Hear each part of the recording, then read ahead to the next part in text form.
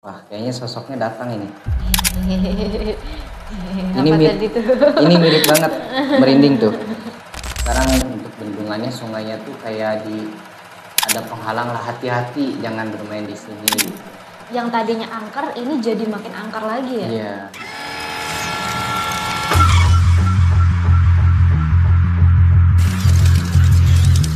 Mas Jawa ini, Mas Jawa tapi Sunda ya? Iya, kalau ayah Jawa, kalau ibu Sunda. Oh iya, oke. Nah Mas Jawa ini kenapa bisa dapet skill indigo ini sejak kapan? Mungkin keahlian ya, asik sama aja sih. Ya jadi awal mulanya itu panjang sih sebenarnya. Jadi waktu TK sih sebenarnya. Oh, udah dari Pas kecil? mau masuk ke SD. Oh. Ini ada sangkut pautnya sama gambar yang di bawah sih. Jadi awal mulanya itu setelah lulus TK, seringlah ikut gitu sama ibu lah. Terus satu hari itu pernah aku ditinggal sama ibu tuh. Karena ibu tuh kan dulu jaga warung juga di depan. Nah ini awal mula bencana sih sebenarnya. Oke. Awal mula bencana ya. Kenapa aku bisa bilang bencana? Karena jujur aja gitu, jadi indigo tuh kadang anggapan orang lain tuh aneh lah. Anehnya karena dulu waktu kecil tuh aku sering ngomong sendiri gitu. Padahal dari mata orang biasa ya, gak ada orang itu. Gak ada siapa-siapa. Iya, kan biasanya ikut sama ibu lah. Kemanapun ibu, ke pasar, kemana ikut lah. Ngebuntut gitu ya? Dibuntut lah, ngikut-ngikut gitu. Satu hari pernah aku gak diajak lah. Diam kamu, udah mau SD kok, harus belajar mandiri anak cowok katanya gitu. Satu hari tuh kebetulan hari Jumat, tinggal lah, kan ayah kerja, kakak juga sekolah gitu. Diam ya di rumah nonton TV katanya, ini uang jajannya. Tanya dong, ibu mau kemana gitu, ke depan dulu mau isi buat warung katanya gitu. Ya udahlah, karena mungkin masih kecil ya, masih main-main mobil-mobilan, gak mikir tuh kalau sekarang tuh bisa loh kayak gitu tuh ada gitu. Makhluk halus tuh ada loh di sekeliling kita gitu. Itu tuh mikirnya tuh cuman imajinasi aja, kayak aku punya temen nih gitu, ngobrol-ngobrol sendiri, ngomong sendiri gitu. Dan orang tua belum tahu kalau aku tuh sering ngomong sendiri, sering punya kayak teman sendiri. Gitu ya? Tiba-tiba berawal dari imajinasi tadinya, imajinasi terus aja muncul satu tuh sosoknya tuh nenek-nenek bongkok lah gitu. Di rumah itu? Di rumah. Matanya tuh yang aku lihat tuh bolong satu, tangannya tuh kayak patah gitulah, pada tajam gitu. Cuy, sini nenek temenin. Sini aja nenek, bilang gitu. Masih ingat aku itu. Sini aja nenek, temenin aku kan sendiri. Kedua datang lagi, beda lagi, sosoknya berbulu. Cuman yang aku lihat tuh kaki doang segini, ke atasnya tuh enggak. Yang gedenya? Iya. Gitu? Jadi ada dua tuh kan, nenek-nenek udah mulai nyamperin. Kedua tuh sosok yang tinggi besar berbulu. Aku ngomong sendiri tuh, ini apa? Ini boneka bukan? Kataku gitu ya. Aku pikir waktu kecil tuh ini cuman kayak imajinasi aku aja ya. Ini boneka apa ini, kok besar gitu. Kemudian di situ tuh baunya kayak bau arang, kayak dibakar apa sih namanya itu? Lupa. Baunya tuh kayak angus gitu, cuman kayak gimana ya, susah dijelasin sih, cuman ada arang-arangnya gitu, kayak bakar-bakar gitu lah. Datang ketiga sosok lagi tuh pas megang, sosoknya anak kecil. Dan anak kecil ini ternyata positif, baik ternyata, dia jangan dipegang katanya. Oh berarti yang dua sosok sebelumnya itu negatif? Itu pengen bawa. Oke. Itu aku masih ingat sosok yang tiga ini yang sampai sekarang tuh kadang sering muncul di mimpi, kadang sering ikut juga gitu.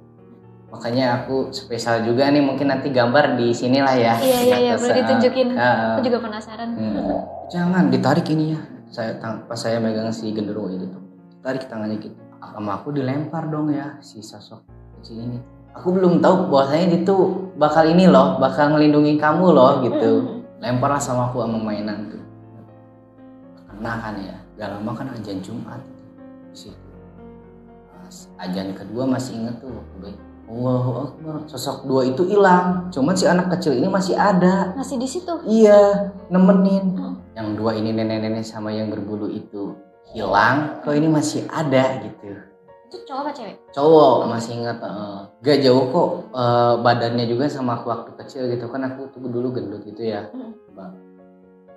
Udah gitu kan, sosok ini tuh masih ada gitu. Ya kan aku mikirnya tuh yang doi ini tuh imajinasi lah. Gitu. Cuman yang ini tuh kayak real banget. Bocah Ya beneran. ya udahlah, di situ tuh main lah. Kamu namanya siapa? Dia cuma ngangguk doang gini. Gitu. Kamu tinggal di mana? Aku nanya ke dia, masih inget gitu. Ajan selesai lah. Emang suasana rumah tuh kayak mendung lah. Nangis aku di situ. Mama. Kan emang rumahku ini tuh sama tetanggaku ini tuh jauh. Oh, ada jaraknya gitu Iya ya? jauh lah, jadi nggak kedengeran mungkin. Karena pintu ditutup gitu. Kan dulu tuh emang musim penculikan juga lah, jadi ibu tuh khawatir lah. Gak lama aku ngerasa tuh waktu kecil tuh tidur lah di situ pas habis nangis tuh. Karena emang masih susu endorse juga gitu ya, suka lah minum susu kan ya. Dingin banget tuh susu kan, gak minum lah. Tidur lah. Di mimpi sosok yang tadi hadir itu ternyata dia tuh kayak korban kebakaran lah. Di mimpi tuh jadi dikasih tahu. Iya, sosok ini tuh minta tolong. Tolong gitu, tolong saya gitu katanya. Jadi orang yang aku lihat tuh di mimpi tuh ada satu rumah gede, bakaran lah. Mungkin yang aku lihat tuh secara kasat mata aku tuh kayak di era kolonial gitulah. Udah lama banget berarti ya. Nah aku di mimpi tuh gak bisa kesana tuh, kayak ada jeda gitulah, kayak ada benteng gitulah. Cuman ngeliat bahwa saya si anak yang nemenin sebelum Jumat itu tuh lagi minta tolong. Dan bangun-bangun keadaan aku udah panas, kata ibuku tuh. Demam. Demam di situ. Aduh kasihan amat kamu ditinggalin sama ibu. Tahu gitu. Sakit. Tahu gitu diajakin kali dibawa berobat juga, udah di apa namanya tuh dikasih obat itu. Gak mempan obatnya? Iya nggak mempan. Meriang Okay. banget lah, dikompres lagi malamnya. Besoknya panas lagi. Ya kan takutnya medis lah ya, kan banyak kejadian tuh karena kepanasan bisa meninggal lah. Selama sakit itu yang aku rasain ya, kan emang pas sakit tuh aku ditinggal juga tuh sama ibu lah ya. Kebetulan di kamar yang belakang, jadi ada 2 kamar lah, kamar depan, kamar belakang. Kalau kamar belakang ini emang terkenal mistisnya. Kalau cerita ke masa lalunya tuh emang serem banget lah. Cuman kita ceritain yang ini masih aja kecil ya. dulu ya. Habis minum obat kan si ibu tuh bilang tuh gini, Dek, mama ke depan dulu ya. Nanti si Umi tetangga tuh menemenin katanya. Iya mah, sambil megang gitu, tutupin gitu lah. Ajan lagi tuh, ajan zuhur. Dan emang ternyata waktu-waktu tertentu seperti itu tuh kayak gaib gitu tuh, kayak ini loh, kayak rotasi dia bermain gitu. Pas udah beres ajan dia ini lagi. Ada gitu. jadwalnya. Iya, gitu. ternyata waktu-waktu kayak maghrib gitu, kayak sebelum asar tuh bener-bener ganjil lah bisa dibilang gitu. Berarti datang lagi tuh sosoknya? Datang, cuman beda. Justru ini beda. Aku mikirnya waktu kecil tuh apa jangan-jangan di mimpi nggak ketolongin ini si anak kecil jadi imbasnya. Nah dikira aku tuh ini nenek-nenek yang disuruh sama si ibu. Ngetok lah. Itu pas lepas ajan zuhur ya. Pas saya ketok. Iya Mi, masuk aja, gak ada siapa-siapa. Aku bilang gitu kan ya pelan-pelan. Buka pintu, krek. 3 kali kan ya. Kata aku mikir di situ. Oh lama amat ini gak nyampe-nyampe kata aku tuh. Ke kamar belakang. Lebih itu dari 4 kali mah. Krek gitu. Emosi dong, masih kecil ya karena masih panas ya. Belum minum obat juga gitu. 1:30. Dalam hatiku ini nenek-nenek tuh tetangga gak nyampe-nyampe gitu. Lama banget ya. Suara nenek-nenek jadi anak nenek ya.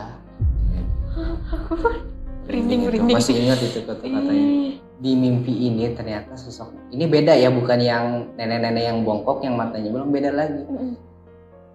Nenek-nenek ini tuh yang nemenin si anak kecil yang kebakaran itu. Iya. Ternyata punya dendam. Jadi yang ngebakar rumah si anak kecil itu tuh nenek-nenek itu. Nah, disinilah ada apa sih kemulaian indigo tuh bisa ngelihat pocong, dari kuntilanak. situ. Iya. penampilannya. Nah, terus kan dimasuk ke mimpi lagi tuh. Nenek-nenek ini kok datang gitu. Kondisinya masih ini kebakaran, rumah saya ada di situ gitu ngeliatin. Nenek-nenek di sebelah saya ini gitu ketawa dia. Hahaha gitu. Hahaha. Masih inget tuh omongnya, dendamku terbalaskan katanya. Saya di situ nggak bisa ngapa-ngapain. Mau maju kan ya kayak ada benteng. Mau kesini kayak gimana? Cuman tahu itu tuh si nenek itu jahat gitu. Di mimpi dia kayak ngomong samar-samar gini. Selanjutnya kamu yang ikut saya. Itu langsung kayak waktu kecil. Astagfirullahaladzim. Untungnya gak lama tuh tetangga tuh datang. Tangga yang beneran itu. Iya, yang beneran tuh. Itu ke tetangga yang beneran datang pas udah sembuh kan ya cerita juga. Oh ini pintu udah kebuka duluan padahal kan dikunci. Logikanya di mana kan udah dikunci. Sedangkan kan si nenek ini ngambil kunci ke depan dulu ke warung ke si ibu gitu. Bilang kan si nenek, si uminya juga tuh nenek. Teh ini si Ijal di rumah gak dikunciin. Dikunciin. Itu kebuka kok katanya kata si nenek tuh. Nah udah gitu kan. Untungnya ini si nenek datang. Karena emang keadaan kata si nenek tuh panas banget lah, udah parah banget itu. Dikompresin juga ini sampai anget. Si neneknya tuh kayak namanya dia orang dulu ya, paham gitu. Zikir kata dia. Sampai sekarang gede kalau ketemu ya, alhamdulillah masih ada, dia umurnya tuh udah 80 tahunan lah. Lebaran kemarin juga kan ketemu gitu. Aduh ini incu nenek yang hampir dibawa sama nenek lagi katanya gitu. Jadi di alam sana pun itu keadaannya saya kan masih mimpi ya. Ibu ternyata tarik-tarik gitulah. Aku dengar tuh kayak asma-asma Allah gitu. Itu kayak benar-benar deh kayak dimensinya tuh beda. Kayak mimpi tapi kayak di bawah alam sadar gitu. Cuman ini si anak kecil tuh udah hilang, rumahnya nggak kebakaran lagi seperti semula. Cuman si nenek ini yang di sebelah saya nih masih ada. Narik kayak gitulah, penarik-narik gitu. Bawa lagi ke rumah sakit. 3 kali rumah sakit bayangin. Tetap meriang. Padahal kan cuma panas dingin kan ya. Harusnya kan paracetamol gitu sekarang bisa apalagi dikompres juga kan itu nonstop gitu. Sampai dokter yang meriksanya tuh aneh juga. Ini anak ibu baik-baik aja kok dicek katanya.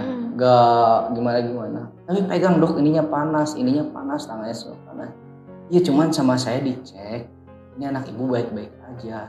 Mulailah di situ tuh. Itu hampir sebulan lah, hampir sebulan kurang lah meriang gitu. Itu teh mau masuk SD itu kelas 1. Ternyata ini bukan non medis. Iya aneh gitu ya. Si nenek juga tadinya nggak mau bilang.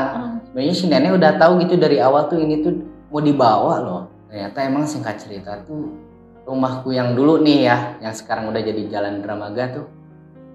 Dulunya di situ ada nenek-nenek yang ini kecebur di situ. Terus sebelum ada rumah di sekitar situ, dulunya itu rumah gede, rumah gedong gitulah di era kolonial gitu. Banyaknya nenek-nenek katanya, kata Umi yang masih hidup sekarang di situ. Jadi aku tuh namanya masih kecil ya, di sana tuh kayak gimana ya, kayak buat mainan gitulah. Ternyata bukan satu nenek-nenek aja yang numpangin. Jadi yang masuk ke badan aku tuh bukan si anak kecil itulah. Ternyata si anak kecil itu baik nemenin dia. Dibawalah ke orang pintar. Tadinya kan orang tuh nggak mau lah ya, maksudnya tuh lebih kepercaya. Ya udah kita selagi bisa gitu ya, baca-bacaan gitu, surat-surat lah pokoknya. Ya ikhtiar sendiri dulu lah. Tetep aja susah. Terus gak lama tuh ada Uwa dari Sukabumi. Datang dia ke rumah. Kan emang dia bisa lah hal-hal gitu. Bilang tuh. Itu keadaan masih meriang kan di kamar tuh. Dengarlah obrolan orang tua tuh sama Uwa tuh kayak gimana. Ditanyain kan, gimana nih? Si Uwa bilang gitu ke si ibu. Udah dibawa ke dokter belum katanya. Ibu jawab, udah Wa. Cuman kata dokter ini bukan medis. Gak lama kan yang jaga tuh si nenek tuh ada di situ. Dia nyeletuk gini. Si Umi itu? Si Uminya. Punten gitu. Maaf ya membuat motong pembicaraan. Sebenarnya si Rijal tuh dibawa ke alam gaib katanya gitu. Emang sukmanya dia masih paham gitu ngomong. Cuman setengahnya ini nih katanya. Setengah jiwanya ini dibawa ke alam sana katanya. Kaget dong si ibu gitu, kayak nangis lah gitu maksudnya teh. namanya orang tua gitu khawatir ya, bener gak nih si nenek bilang gitu. Serius Mi, serius. Gak lama gue langsung bilang ini ke ibu, ambilin air sekarang, ambilin air putih sambil minum obat lah di situ. Ingat itu si ibu teh bilang gini, Dek bangun dulu, ada uak tuh. Itu pas itu kondisinya Mas ini sadar gitu ya? Sadar, cuman masih ini teh yang ngerasain di batin tuh kayak sakit banget, kayak ada yang gitu. Kalau ngomong tuh badan panas banget kayak gimana ya, kayak kebakar gitulah. Bangun dulu katanya. Aduh nggak bisa bangun. Wah masuk ke kamar lah. Wah megang air. Kaget. Tas aja gelas pecah langsung kayak kaget lah, kayak shock gitu di dalam kamar. Ternyata rame banget udah dirimu sama makhluk gaib. Di situ tuh kayak langsung pas sekarang tahu besar ya. Wah ternyata emang bener ini. Maksudnya tuh benernya tuh kayak gak nyangka aja kenapa udah mau dibawa jadinya. Di situ kata ibu, kata Umi, kata Ua tuh kan ayah tuh masih belum pulang lah ya. Gak lama kakak bilang gini, ih ini gimana ini si Ade katanya, mau panggil dokter gak katanya gitu. Sembur lah, itu waktu kecil disembur itu masih ngerasanya ya karena setengah alam sadar lah ya. Situ langsung kayak muntah-muntah. Terus pas muntahnya itu nih ya, ada rambut nenek-nenek. Rambut nenek-nenek yang itu? Iya, pas dikeluarin. Panjang loh itu. Gak ada sih dokumentasinya. Itu kalau misalkan di era itu masih ini ya, ada TikTok atau apa mungkin bisa viral. Wong dicek kok itu ibu tahu, si Umi tahu. Si Umi karena mungkin kena hal gaib dia tuh paham ya. Nah ini keluar juga nih akhirnya. Itu mah bener deh, selama masuklah ke sebulan mungkin ya.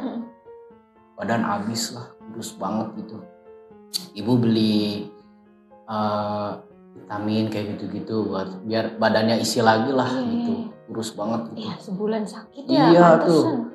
Terus pas udah keluar si rambut nenek itu tuh yang putih lah ya. Besoknya tuh masih muntaber lah, muntaber gitu. Nah itu medis ketahuan. Karena emang pertama telat makan kata dokter tuh. Emang kan pas Mas Meriang tuh makan bubur aja. Gak mau. Iya gak mau gak gitu, enak ya. gak enak lah. Nah itu kelihatan medisnya. Dan dirawat lah 3 hari gitu di rumah sakit nih. Ketemu lagi makhluknya beda-beda. Ternyata banyak. Iya ternyata ada yang minta tolong juga. Jadi korban kecelakaan itu. Itu aku masih inget. Ini yang paling merinding menurutku ya. Kalau sosok anak kecil itu mah ya cuman di rumah lah dia gitu ya. Bangun itu sekitar jam 1 malam lah. Kan jaganya tuh gantian lah ya. Kebetulan di ruang infus tuh cuman aku sama sebelah tuh ibu-ibu gitulah. Satu ruangan itu. Jam 1 kok ini rame amat kayak pasar. Rame banget tuh itu mah kayak ada dagang-dagang gitu. Pertama sosok ini kayak korban kecelakaan gitu loh. Itu aku di situ langsung muntah-muntah. So itu jelas banget dari anatomi badannya ya yang nggak komplit gitu. Jadi kepalanya tuh setengah gitu. Terus si mata belah sini keluar. Nah dia gini-gini kan. Tolongin saya katanya. Itu di mana tuh jaraknya? Di rumah sakit. Jadi di depan saya kan ini lagi tidur gini nih. Nah di depan gitu tuh. Astagfirullahaladzim langsung muntah di situ. Itu anyirnya seanyir-anyirnya lebih-lebih dari ikan busuk lah ibaratnya. Datang dia pelan-pelan. Tolongin saya cariin lagi mata saya 1. Kaget saya disuruh muntah-muntah. Teriak-teriak kan. Gitu. Sampai psikolog lah dulu kayak dokter khusus tahu anak lah ya. Diperiksa gitu. Kata dokter sih karena kurang makan gitu sih bilangnya mah. Jadi panik sendiri gitu. Aku kan cerita tuh ibu kan ya, Bu, Dede kan bilangnya Dede ya. Dede ngelihat sosok setengah kayak kelindes gitu kata aku kan gitu. Terus matanya keluar. Oh itu mah kamu mungkin lagi mimpi katanya. Namanya ibu kan mungkin nutup-nutup ya. Kalau sekarang kan ya. Jadi sebenarnya selama semalam itu sosok itu datang beda lagi. Ganti-ganti terus ini ya sosoknya. Iya. Bahkan ada yang aku paling ngeri itu ada yang ketusuk ini kayak apa sih? Mungkin dia kerja di proyek ya. Ketusuk dadanya dan dia kayak minta nyampein gitu ke keluarganya lah. Jadi pengen disempurnain gitu. Ya yang aku lihat sih pakaiannya masih proyek gitu, pakai helm APD gitulah. Terus ininya tuh ketusuk. Nah kalau itu nggak muntah, justru itu wangi. Kok beda tak? Iya, makanya kan aku di situ kan langsung mikir, kata aku deh, ini sosok yang pertama hanyirnya benar-benar lebih dari ikan lah. Cuman kok yang kedua tapinya berdarah-darah, ketusuk, lebih ekstrim lah maksudnya ya. Tapi nggak aneh. Iya, justru wangi. Cuman emang yang pertama itu tuh dia kayak yang marah-marah gitu ngejelasinnya. Cariin mata saya, katanya. Cariin mata saya gitu. Cuman yang kedua ini tuh lebih lembut dia. Jalannya gitu tuh. Udah mulai kayak kaget juga sih ini. Aduh, sosok apa lagi ini? Kan nutupin tuh pakai selimut rumah sakit gitu. Aduh, apa lagi? Pas dibuka gitu depan muka. Beda Ininya lagi gitu. apa sih? Tetap sosoknya yang itu. Sosok itu udah mulai deket gitu. Samar-samar ngomong gitu, tolong sampein ke keluarga saya. Ya belum dirapihin ini katanya. Lah, si hantunya juga aneh ya, masih kecil Maksudnya teh. Dan semenjak itu kan ada banyak dah pokoknya dari rumah sakit lah terkenal juga gitu daerah Bogor Barat ya. Masuklah ke hari kedua. Aku hari kedua paginya langsung cerita lah. Kan banyak temen si ibu juga tuh yang main. Cerita-cerita yang anak kecil. Gini, kan aku semalam ngelihat sosok bapak ketusuk. Terus ada yang kelindes juga, matanya keluar gitu. Itu nggak gubris, nggak apa sih namanya anak-anak ya, daya hayal gitu. Ternyata ada teman ibu tuh yang peka sama hal kayak gitu. Bilang dong langsung, nih kayak kan Ernie ya, nih kayaknya ini anak kamu orang pilihan katanya. Bisa nih. Gitu. Apaan sih orang lagi sakit jangan bilang kayak gitu, dikit emosi lah kan, so canda. Malam kedua lah nih, kan udah diambil darah kotornya gitulah ya, terus makan juga gitu. Emang makan rumah sakit tuh pahit banget lah. Cuman kan kata si ibu teh, mau pulang gak? Kalau kamu makan pasti ini pulang, walaupun gak enak juga rasanya kan hambar tuh. Iya. Cuma malam kedua lebih banyak sosok anak kecil yang kepalanya 2. Itu kayaknya mah kalau aku visualkan sekarang tuh kayaknya itu korban aborsi orang tuanya deh kayaknya. Itu anak kecil tuh ngerondang, kepalanya 2 bagol deh. Semenjak aku sering lihat gitu kan emang gambar juga di kertas lah gitu, iseng-iseng gitulah. Sempat kayak di halu lah gitu sama orang tuh ngapain gitu, sampai mau diruqyah juga gitu, didoa-doain lah. Dan ini emang yang di rumah sakit tuh yang paling banyak gitu. Maksudnya dari wajah, dari badan tuh aneh-aneh itu. Dan ini malam kedua tuh makin banyak ternyata. Itu mah bau amis iya, bau melati iya, segala macem. Gitu ya? Itu mah kayak pengap banget dah di dalam kamar rumah sakit tuh. Teriak tuh di situ. Ibu gitu kan ya. Ayah, kakak teriak gitu. Takut lah ya pasti. Datang suster gitu kan ya. Tolong ya anak saya kenapa gitu. Udah gitu tadi tenangin kan ya. Dikasih obat tidur lah. Di mimpi justru lebih parah, di mimpi lagi. Satu-satu ini tuh minta tolongnya beda-beda. Yang kayak anak kecil itu kan, jadi di mimpi itu malah saya yang ngasih pilihan, kamu mau ngebantu siapa nih dari sosok-sosok ini gitu ya. Yang paling aku iba tuh sosok anak kecil ini yang kepalanya lonjong, ada 2 deh. Jadi satu badan kepalanya 2 gitu. Dia minta tolong gitu. Nah, jadi kalau kita flashback ke masa lalu sosok ini tuh, jadi maaf ya, ibunya ini tuh malam lah, kupu-kupu malam gitu. Jadi sering berhubungan, aborsi gitu. Itu anaknya juga, urat-uratnya juga kelihatan itu. Cuman mungkin secara kasat mata mah dia nggak kelihatannya darahnya mana nih. Cuman secara mata batin ini ya kelihatan itu baunya kayak apa ya, kayak ini telur busuk lah, telur busuk gitulah yang aku rasain tuh. Terus udah gitu itu mah mungkin 1:1000 mungkin, ada yang tinggi juga, ada yang macam-macam banget ya ini. Terus kan yang sosok anak, ya udah aku pilih di mimpi itu ya, aku pengen bantuin yang anak kecil ini gitu. Akan bingung juga nih, ini kok si sosok ini tuh dua-duanya nggak bisa ngomong karena tertutup, karena belum gimana ya, masih ya udah mungkin kalau sekarang bayi belum ada tangannya yang udah diaborsi gitu, cuma udah kebentuk gitulah, lendir-lendir juga kelihatan lah. Dia mau ngomong tuh nggak bisa, cuman batinnya dia tuh bilangin gitu, tolongin gitu, ibu saya jangan kayak gini gitu. Cuman kan di mimpi tuh aku nggak tahu loh ibu kamu tuh siapa. Iya, cuman kamu cerita, Oke, berarti intinya tuh Mas Jawa ini bisa mendapatkan kemampuan ini karena sakit-sakitan itu ya, yang sebulan itu, yang meriang itu ya. Nah, pertanyaannya setelah itu gimana nih kehidupannya Mas Jawa? Apakah jadi takut gitu, jadi trauma karena banyak melihat penampakan-penampakan yang serem kayak gitu, atau jadi malah berani karena udah terbiasa gitu? Kalau untuk awal-awal mungkin takut ya, karena sosoknya itu kan beda-beda gitu dari segi anatomi, terus dari bau hanyir, bau melati, bau bunga-bungaan gitulah. Betul.